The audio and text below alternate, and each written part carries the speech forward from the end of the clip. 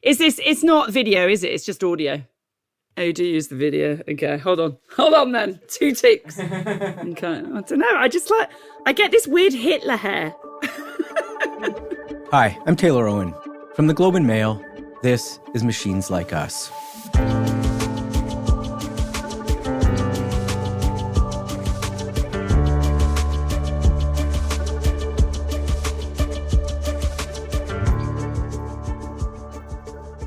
I'm sure you've seen the picture. It's from Donald Trump's inauguration back in January. Mark Zuckerberg, Elon Musk, Jeff Bezos, and Sundar Pichai, 4 of the most powerful men in the world, are standing together just feet away from the president, in the seats usually reserved for the president's family. It's such a striking image, but it was also more than that. It was a statement, a visual argument about where power now lives. Look, it's no secret that Silicon Valley is more powerful than ever. These are the CEOs of the most profitable companies in history. And over the past 2 decades, they've been using that wealth and power to reshape our public sphere. But this felt different. This wasn't discreet, backdoor lobbying or a furtive effort to curry favor with an incoming administration. These men were quite literally aligning themselves with the most powerful politician in the world and his increasingly illiberal ideology. In some ways, this felt like the logical endpoint of the shifting of power towards Silicon Valley that's been going on for decades. But in other ways, it feels like the start of something new, something we don't quite have the vocabulary for yet, something a bit scarier. My guest today, Carol Cadwalader, has been tracking this evolution for years. She's an investigative journalist who broke the Cambridge Analytica story, an investigation into how Facebook data may have been used to manipulate elections. That story, maybe more than any other, helped us understand the power of social media over our democracy. But I think Carol understood it as something else too, an early warning about what happens when technological power collides with authoritarian politics. Now, she's arguing that what we're witnessing isn't just monopoly power, or even oligarchy in the traditional sense. She calls it techno-authoritarianism, a fusion of Trump's authoritarian political project with the technological might of Silicon Valley. So I wanted to have her on to make the case for why she thinks big tech isn't just complicit in authoritarianism, but maybe actively enabling it.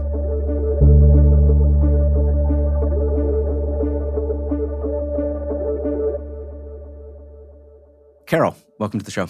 Thanks so much for having me. What a great introduction. I feel like that's it. Job done now. I'm depressed reading it, but we are going to work our way through the therapy of it. Good. Okay, I like that. We're going to come out the other side. Are we feeling better about it? Well, I sure hope so, but we'll check in at the end and see. All right. Well, I want to start with something you wrote recently on your Substack. You wrote that in 2016, which is when Brexit happened and Trump first got elected, that 2016 was the beginning of the beginning.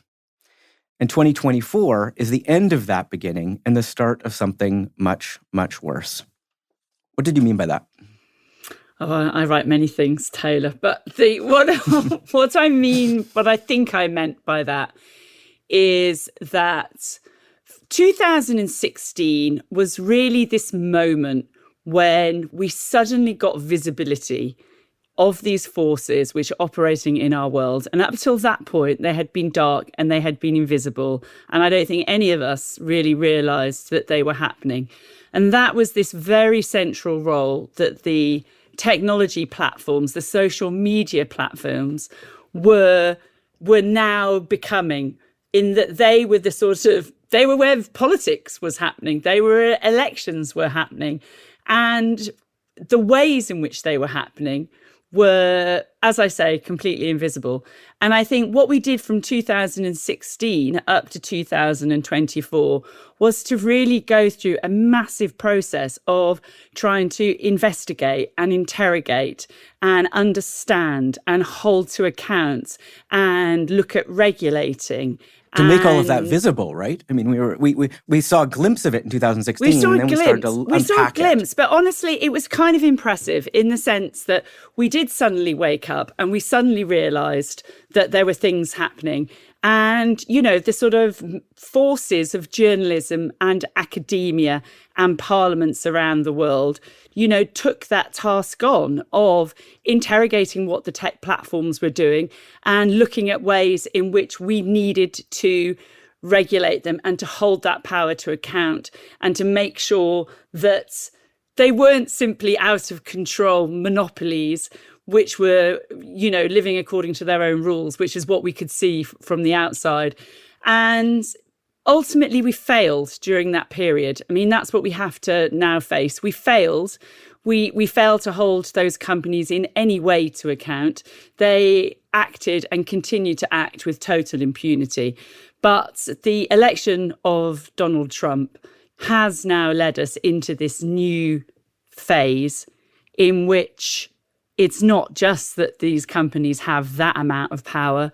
They've now conjoined forces with what is the most powerful superpower in the world, the United States. And they are now kind of aligned in what appears to be a joint project. So what makes it not just authoritarian in the sense of wealthy corporations aligning with a liberal leadership, which obviously we've seen time and time again through history, but techno-authoritarianism? So this isn't just that these are wealthy people. This is that they also control a technology. So how is that technology being used for authoritarian ends? So there's been some great scholarship in really understanding the economic and business models of these companies. These companies make their money from amassing huge amounts of data on us and therefore huge amounts of information about who we are, what we do, what we like, how we react, what we respond to. And every single one of those data points is valuable to these companies because that's what they are selling. They're selling our attention, our eyeballs, and they're selling that to the greatest bidders. And so that hasn't really bothered us up till now. You know, it's like we can see that, oh, it's kind of weird because I get all these adverts which know certain things about me. You know, I get these ones which are like over 50s in Islington was one I got the other day. And it's like, thanks, guys, like rub it in. But that's just, you know, they know that the better they can target you, the better they can sell you stuff. And we kind of considered that was harmless. But the point is that that's the architecture of totalitarianism, because that surveillance of, you know, being able to see what you're up to at every step of the day, it can be used to sell you stuff, or it can be used to control and repress you. And if you know people's movements, you can also seek to control and inhibit them. And I think that is the reality that we're now in. And we can already see that playing out in the United States, because we know that the US government is amassing data to target immigrants in order to pursue their political objectives.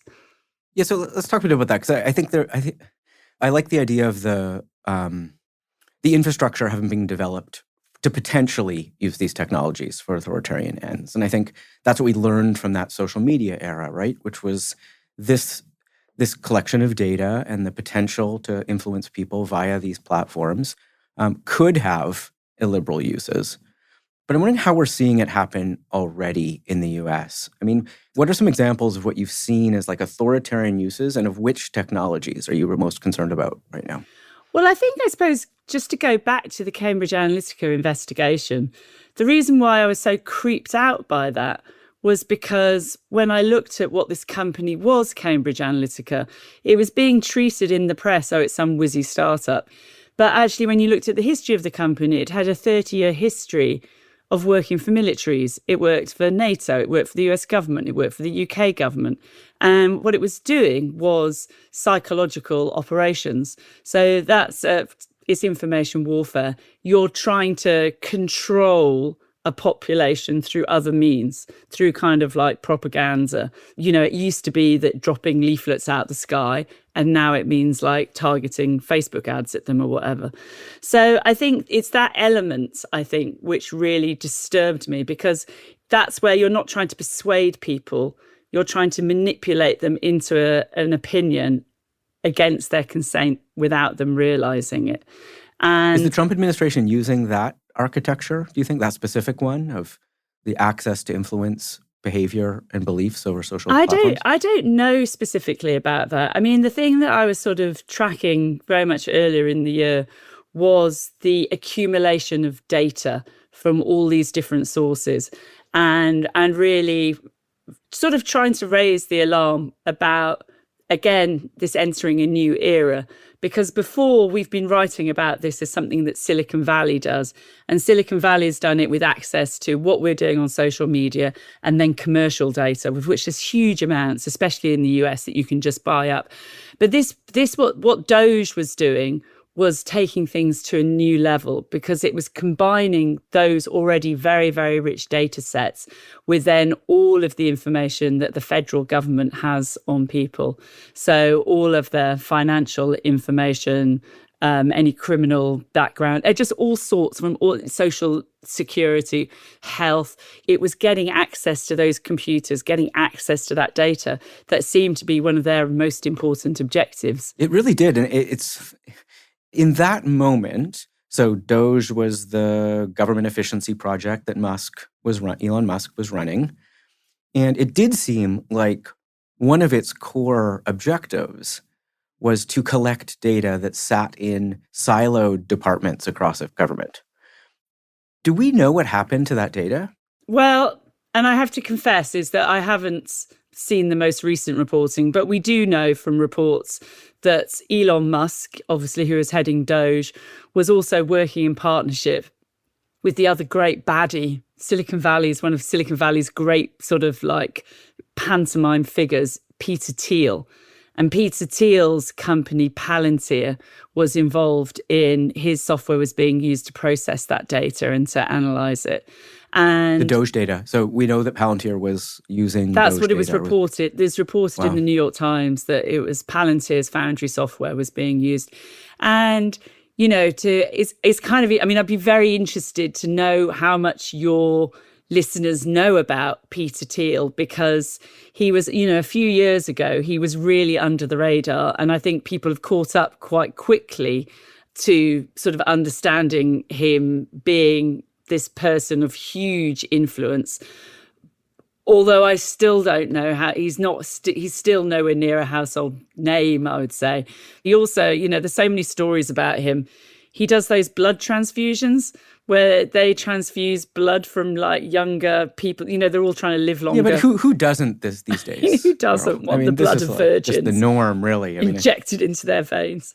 I know. But, Peter Thiel, bringing up Elon Musk and Peter Thiel raises an interesting question here, which is that we began in the intro by talking about these four characters standing beside Trump, but these are four very different people. And I'm curious how you look at their different intents and objectives here.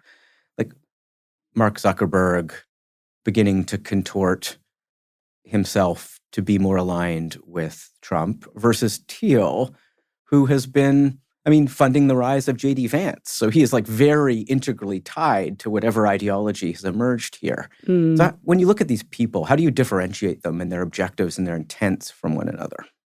That's a really interesting question. And there's definitely the more hardcore libertarians, such as Peter Thiel, who've been preaching this ideology now for years and years. And as you say, J.D. Vance is a wholly owned Peter Thiel political project. And one of the other things you know about Peter Thiel is he's an incredible strategist. He's a chess player. He really does try and think 12 moves ahead. And whereas it feels more from the outside that people like Mark Zuckerberg are just more opportunist, you know, and that actually if Hillary Clinton was in power now, he'd be finding a way to suck up to her. I think that you can see in many ways that Mark Zuckerberg is a sort of reed in the wind. He would bend to whichever way power bends, whereas Peter Thiel has had political objectives. But then on the other hand, I think you've also just got to, we are where we are. Mark Zuckerberg is now wholly aligned with him and his objectives. And as you say, it is all about I think that maybe one of the differences, you sort of said it's traditional corporate power. They want to do what they want to do and they don't want to get regulated and they want to make money. That is true. But there is also this sort of tech utopian, technocratic ethos which runs through it, which is also has sort of political underpinnings. And that is that we, the brilliant, the masters of the universe, we don't just want all the power and we don't just want to make all the money. We know how to remake society. This is our vision and we cannot have anything stand in its way. And on those terms, I think that actually they are of a piece. And that is this sort of Ayn Randian ethos, which is that they are the brilliant geniuses and they know best and they will remake society in their own image. And that is, to all intents and purposes, what they are doing now. Is Sam Altman, where does he fit in this? I mean, I find that hard to... I can place some of these first-generation Silicon Valley tycoons, but it feels like he fits uncomfortably in that spectrum. Why do you say... So tell me, Taylor, what you make of him from the outside. I think the rush towards AI and the scale of the investment and the bet being made on it, with $1 trillion of capital going into betting that that's our future, changes the character of his role. He's not Mark Zuckerberg rising from a dorm room. I don't know. I mean, he's a hustler. I don't know I don't know what it means for him as a person, but I think his role is like very unique.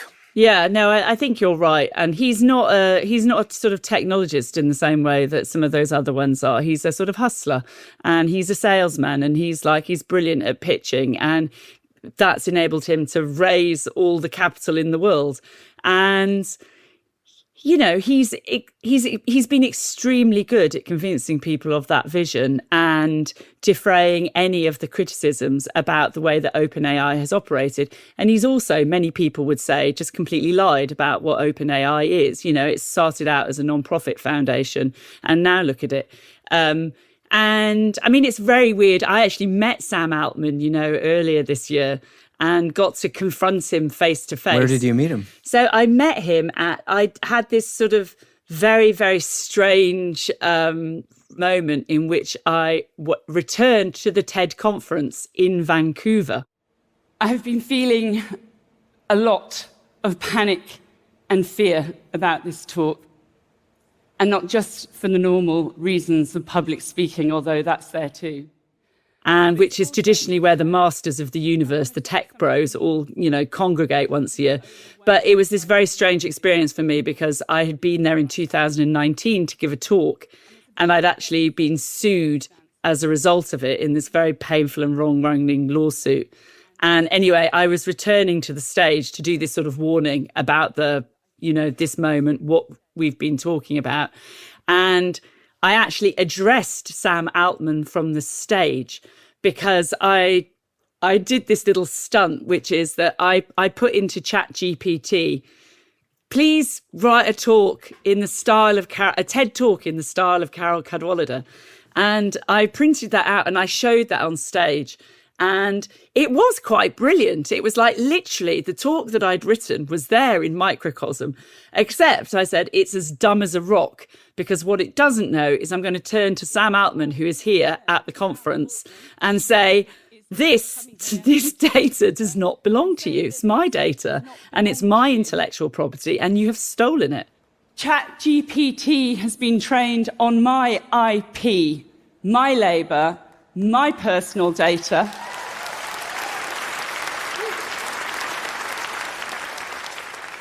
And I did not consent. And then the most controversial thing I did, Taylor, was that I said, it's like data rights are human rights. And actually what they've done is not just theft, it's data rape. And that got quite... How did that go over? That got quite a controversial response. So, and then But then Sam Altman was there later in the week doing his talk. Was he in the room when you gave that talk? He wasn't in the room. He was in. I was in the room when he gave his talk, sitting in the front row, staring at him like this. And then I was like, he went backstage, and I was like, right, that's it. Come on, I'm going to go and try and talk to him. And people like cleared a path so that I could get through to him. And I was like, hey, Sam, I called you a data rapist because you stole my intellectual property as you've stolen everybody else's. How did he react? What did he do? He was just sort of like, he did this sort of like dweeby, nerdy, sort of like looked thoughtful. And he was like, well, we don't believe that. It's fair use. And so their argument is it's fair use, and they aren't simply, they're doing something else with my work. But I mean, it's the argument is absurd. In the United States, the New York Times, many other people, but I think that's one of the best cases, is suing it on exactly those grounds. And, I don't know what the Globe and Mail has decided, but some news organisations are making deals with OpenAI and some aren't, and they're suing. And I believe that it is incredibly short-sighted to make any kind of deals with these companies. We've seen that before. We know how that goes. They just use and exploit us. And then when we're of no use, they kick us to the curb. So I have this very, very sort of heartfelt appeal to anybody, and especially to newspapers and other entertainment companies. We have to hold the line. This is our work. There are laws. They're property laws. This is society as we have it. You can't just take things from other people. It's interesting to see publishers repeating the same pattern of going into deals with the technology companies that are in some ways undermining their core business model and value proposition. Totally. And they happen again for a second time, which it's actually, I think it's that they've done it multiple times. We've seen, and they even the language I find disturbing. They announce that their partnership deals and their syndication deals, and they feel that like, we can't turn down. There's a couple of million on the table, but you can do that perhaps if you're a New York Times, although they haven't, because you're the big beast. You can actually negotiate good terms, but none of the smaller independent publishers are able to do that. And so it's retrogressive for the entire industry. And it's retroactive to back catalogs. So they're more liability indemnification deals than anything else. That's exactly it. And it's basically you are legitimizing theft.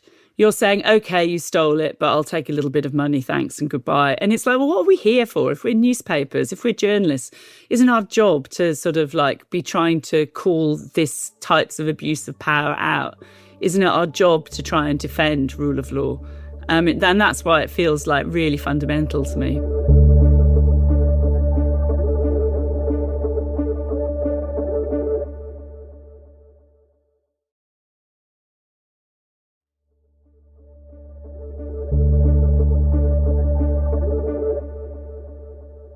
So let's return to that abuse of power. And I'm wondering to what degree you see AI as central to this techno-authoritarianism. Has it changed the character of it? Can governments now do something they couldn't do with just big data and social media targeting? Like, what's new here? It's very interesting, isn't it? I mean, I think it's very hard at the moment to separate out what is the transformational aspect of this AI. We definitely know that it's going to be used to profile people and target them in ways which we're not going to be able to see or understand. And we can't see what the sources of data are, and we can't see how it's being used. But we do know that sort of profiling, sorting people into boxes is happening by these algorithms. We have no insight into how they operate. But then on the other hand, we can also see that a lot of it is just total bullshit. It's snake oil.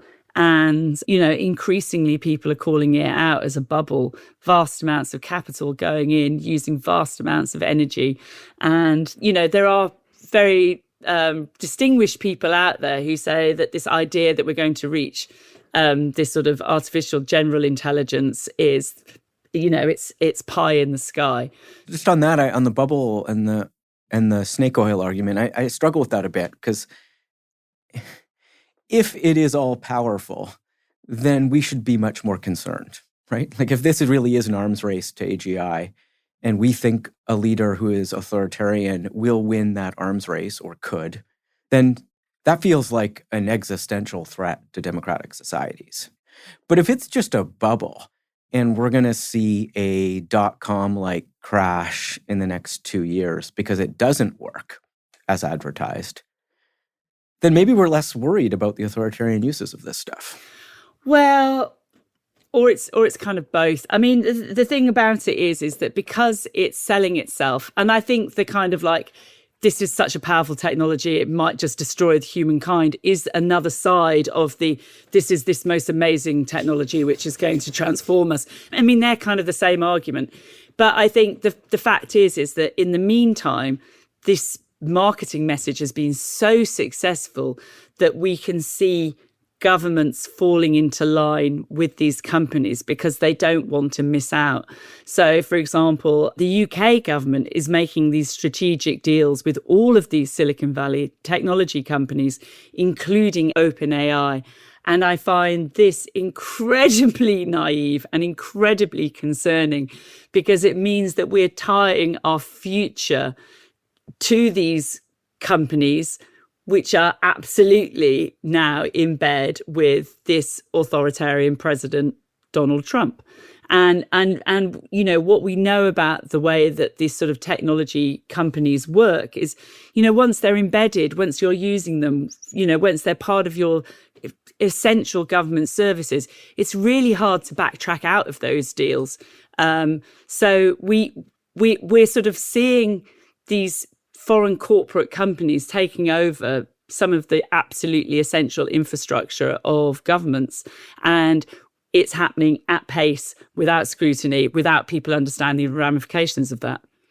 Yeah, I mean, our government is, much like the British government, is being lured into that perspective, right? That enmeshing AI companies and the scaling of the AI sector into our governance, but also corporate infrastructure, is the bet to make right now. And and that seems particularly dumb, given your geography.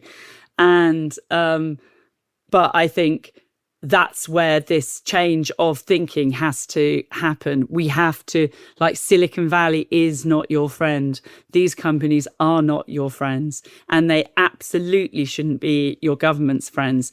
And chasing, you know, I'm sure what's happening in Canada is what is happening here, which is because of the, you know, the sort of intertwining financial crises that we're all, you know, we've all experienced. There's this sort of desperate 90s search for growth at all costs. And productivity, right? So the argument around AI productivity is very alluring right now to governments that are facing growth problems. But it's so short-sighted, because what we know is that, so for example, look at journalism, right? They stole all of our work. They stole our entire corpus of articles ever.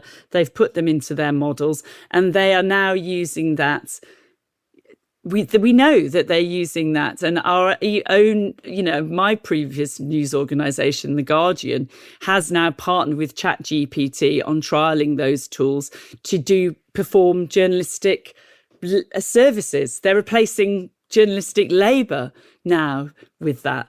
And we know that that's happening across all these different industries. I mean, this is, again, it's political. It's, you are looking to degrade, you know, labour rights through the use of this illegal, unethical technology.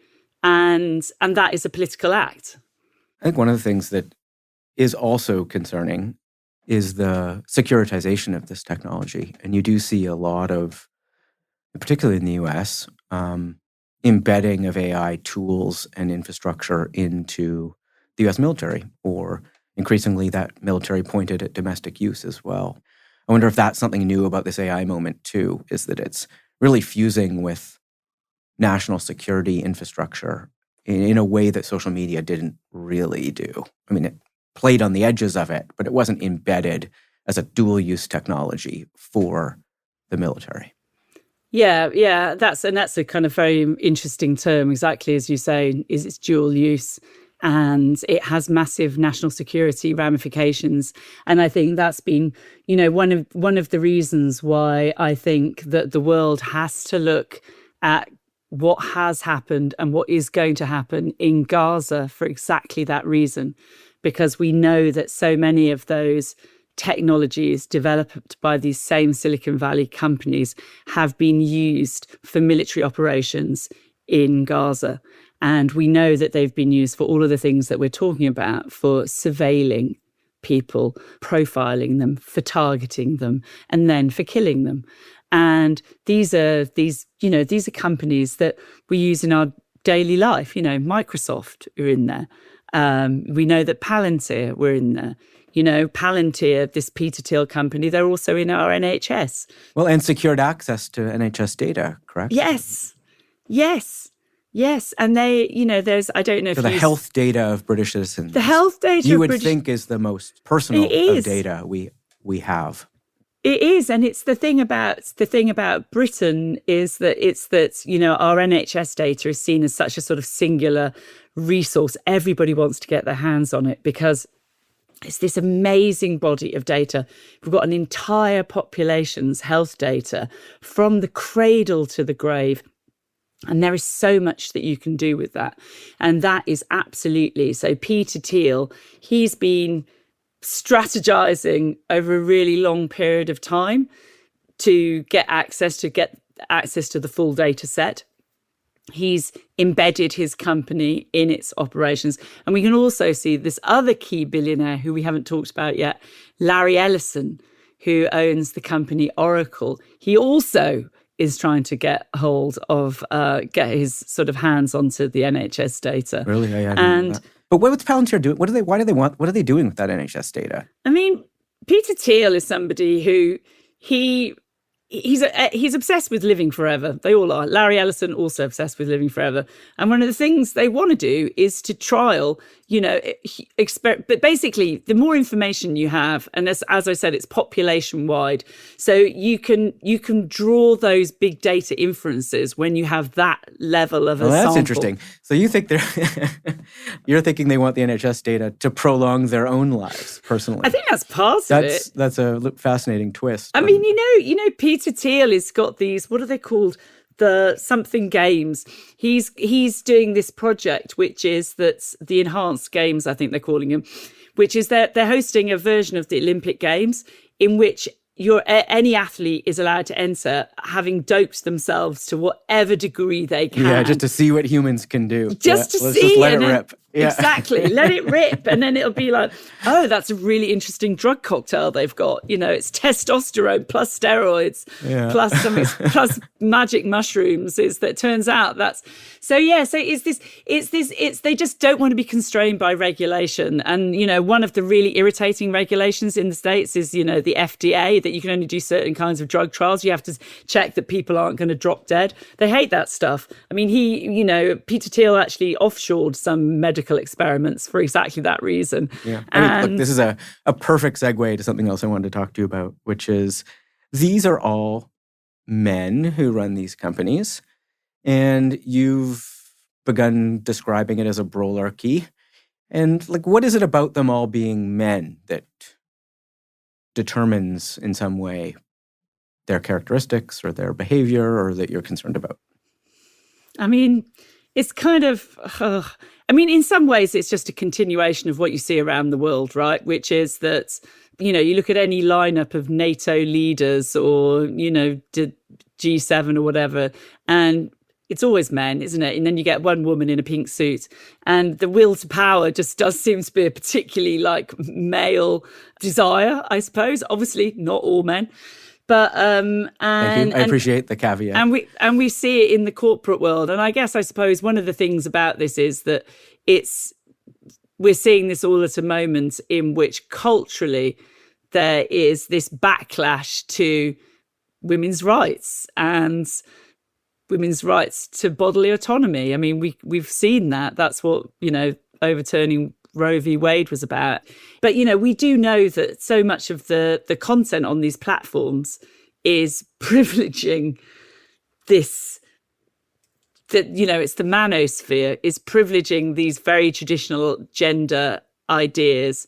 And that seems to be the ideology which is spreading so powerfully at the moment. What direction do you think that works? I mean, you often hear that politics is downstream from culture, but I'm wondering where tech sits in that. Do you think the tech is driving the culture, or the cultural shift is driving the tech? I mean, I think they're now indivisible in that I think that technology is culture now, and culture is technology, because the choices, the curators, the editors today, they're not humans. They are the algorithm. Are deciding what we like. Deciding what we like, exactly. So they're determining culture. They're determining culture. And what we can see on platforms like YouTube is the most interesting in this way, in that what we know about YouTube is that it's kind of designed by men for men, and it privileges male content. I mean, I had this the other day, this guy, I was saying to him, somebody had said to me that people don't watch YouTubes by women. And I was like, well, that can't be true. It must be a gross exaggeration. Anyway, he ran a YouTube channel. He said, no, look at this. And he opened up his analytics at the back end. It's striking. It really is striking. Do you know it as well? Oh, yeah, absolutely. Really? You've invited me on and I'm going to tank your ratings, because that's what he showed me. He opened up the back end and he said, look, every time we have a female guest, you can see it. That just like the number of viewers just like drops like that. And that's where you get this sort of vicious circle, because that's the content, with men in it, that's what gets fed into the algorithm, and that's what gets seen by more people. And then that's what's perceived as more popular. And then that gets surfaced to more people. So there is this sort of self-perpetuating cycle there. And it's sort of funny. It's because I was thinking of doing this podcast with another woman. And this friend was sort of saying to me, you really shouldn't do that, because, you'll get really bad ratings and nobody will watch it. And I just sort of thought, we can't really operate. I mean, I suppose you could operate like that, but that seems pretty bad if now we're just going to self-censor ourselves. Self-select out of this. Self-select out of it, because the algorithms don't like us. The algorithms aren't built to... So you described it as a sort of fulfilling thing, and I suppose it is. I mean, there certainly seems to be a mix of a cultural moment, a shift towards whatever we want to call it, male something. Supremacy. The technology that's fueling that, and the politics that comes out of that, right? Yeah. And the last election really was that moment, right? Where if 2016 was about social media and the use of that, this was really about a real turn in the culture of podcasting and YouTube. And that was a very male of a certain kind turn. And how do you explain that? Why all of a sudden did that emerge at that moment? I mean, it's kind of like, it's a very interesting question, to put it that way. I guess it's just that it hasn't just emerged. It's been sort of there bubbling beneath the surface, and it just... Sure, I mean, this stuff didn't just come out of nowhere. I mean, it defines most of history, I suppose. So. Yeah, but I suppose it's the thing, and it becomes more noticeable, doesn't it, when it had been a fringe thing up till then. It was just, there were the podcast bros and they were just doing their thing out on YouTube. And then suddenly you realized that, actually, they are incredibly influential. And that's what the politicians realized. That's where they started going on all of their podcasts. And they essentially played an outsized role in electing the sort of ultimate strongman, Donald Trump. And it really is remarkable, isn't it? You end up with the UFC on the White House lawn. Yeah. We're going to have a UFC fight. We're going to have a UFC fight. Think of this, on the grounds of the White House. We have a lot of land there. We're going to build a little... that's where that takes you. And it's striking how fast that happened. And that's very similar to, what we've seen strongmen around the world do, for years, for decades. And, Vladimir Putin, remember the photos of him without his shirt on horseback and doing judo. It's always been part of the kind of that sort of strongman myth. So that gets at something important, right? So maybe that is the thing we should be most concerned about in all of that, right? Cultural turns happen, but if that cultural turn is being either manifested by or serving the purposes of a strongman, and potential authoritarian rule, that's where it becomes a concern, right? So do you think Canada's fallen for this, Taylor? Not yet. I mean, you see the change in our politics like you do everywhere because of the power of American culture, I think. So you see both cultural and political ideas flow from the US into Canada in a very real way. But in our last election, we had sort of a choice between a centrist technocrat and a more populist conservative. And we chose the centrist technocrat, but probably because of the threat from the US. So our sovereignty instincts kicked in, and that led us back to a more moderate place. But whether that holds or not, I have absolutely no idea. Yeah, and that's what feels interesting because you share so much culture with the US, don't you? You know, and we're just deeply, deeply intertwined, and particularly online. So you, in a way, it feels like you're the test case because you have got different political institutions. You did have this moment of backlash to what was happening in the US, but essentially because you do have this merged culture, which is that merged culture is being mediated by exactly these Silicon Valley companies we're talking about. Are you actually able to keep up that degree of separation, or are you just the next domino to fall? I don't know how you feel about that. It's a big question. And look, I mean, I would just say there are some increasingly apparent tensions between our desires for sovereignty and our push for AI adoption in this country and for developing our tech sector which is fundamentally intertwined and built on the technologies of the US. So you might not be able to do both. I think the problem, it's so interesting, and that's where they're like, this is where there should be an alliance, like between the UK, between Canada, between the EU. We have such sort of similar objectives here. But as I say, Britain is absolutely sleepwalking into total AI and therefore national subordination. I mean, we are voluntarily walking into deals which absolutely compromise our sovereignty, our national security, our ability to operate anyway outside of that US authoritarian sphere. And, it feels, I mean, I don't know. I've been through so many phases of sort of trying to report and write and talk and warn about this stuff.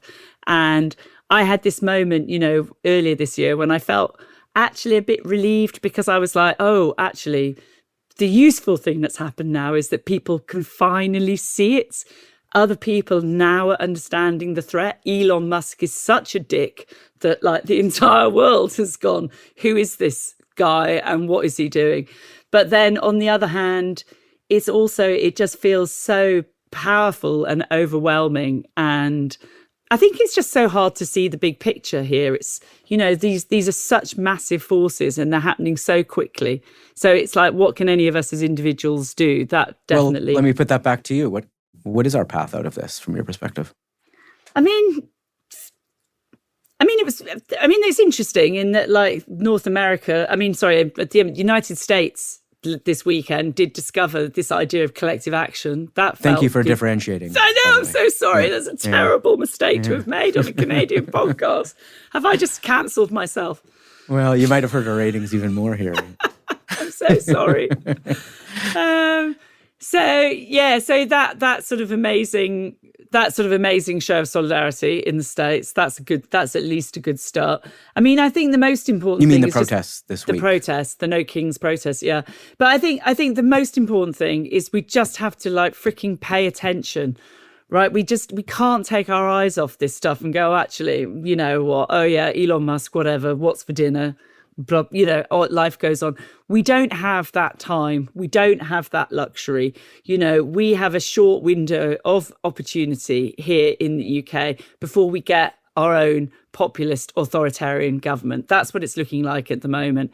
And unless we're really alive to what that is going to mean, what that's going to mean to all of us, the direct consequences, I think being alive to the threat, I feel, is the one thing that we all could do. Being aware of the threat, I think, of potential threats is important, but the degree of that threat is also worth sort of putting in perspective, and you see it as quite stark. I mean, you said, act as if you're now living in East Germany and Meta is the Stasi. Which, I don't know if Mark Zuckerberg was in the room like Sam Altman was when you There were definitely made some that comment about Facebook him. But like, just to sort of wrap here, I mean, how urgently should we be taking this? I mean, people have a lot of concerns about a lot of things right now. And is this the thing? I mean, you're in the UK, I'm in Canada. These are American companies. America might be sliding in a direction we find unpleasant or worrying, but is that our problem? I think what we're seeing is there's an acceleration which is happening now. The technology is accelerating. The adoption of governments and alliances with these companies is accelerating. At the same time, the geopolitical crises in the world are accelerating. So there have been these crises before and we've recovered from them, but there is a scale and an urgency of what is happening now that the only analogue, I think, in the last 100 years is the 1930s, because this is not just an autocracy, authoritarianism in one country. We can see how they're linking with authoritarians in other parts of the world. And in doing so, they're becoming stronger. There is this sort of networked autocracy at work. And we can see the numbers of people, the percentage of people in the world living under authoritarianism is increasing day by day. This is only going in one direction. So, and it's all, the other bit of this, which is the bit that I talk about, is this information crisis at the same time. So it's really hard for any of us to sort of understand what is going on because of this deluge of information and content and mad dog videos and all sorts of stuff that we're getting on our feeds.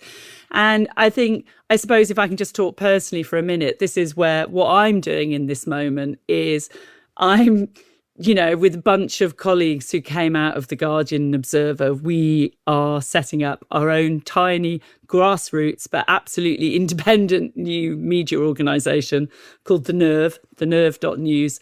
And it's, we're starting out tiny, but it's that in the same way with everything. It's like, there's no guarantees that will succeed, but unless you try, you definitely won't succeed. And that's what I feel like that is the moment that we're in terms of what we can do to hold the line, to hold the rule of law, to hold democracy. These are all completely vital things. And just that first step, recognise that OpenAI, it might be a handy little useful tool for you to check your typos in, but it is also based on illegal theft of millions of people's work. And just like, if you believe in rule of law, you shouldn't be using ChatGPT. I'm glad you ended on the green shoot of your new project. And I do think it's a nice way to wrap this, because I think it's because of the starkness of the concerns you lay out, we are seeing a lot of new initiatives and ideas. And maybe something new is built out of this moment. And I hope what you're doing is a big part of that. So.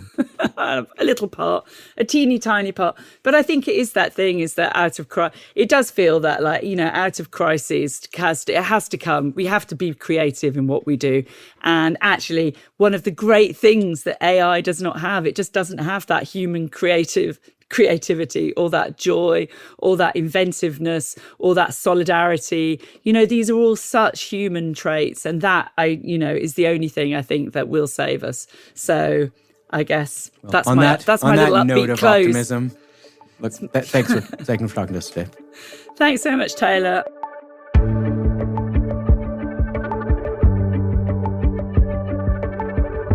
Machines Like Us is produced by Paradigms in collaboration with the Globe and Mail. The show is produced by Mitchell Stewart. Our theme song is by Chris Kelly. Our executive producer is James Millward. Special thanks to Angela Pacenza and the team at the Globe and Mail. If you liked the interview you just heard, please subscribe and leave a rating or a comment. It really does help us get the show to as many people as possible.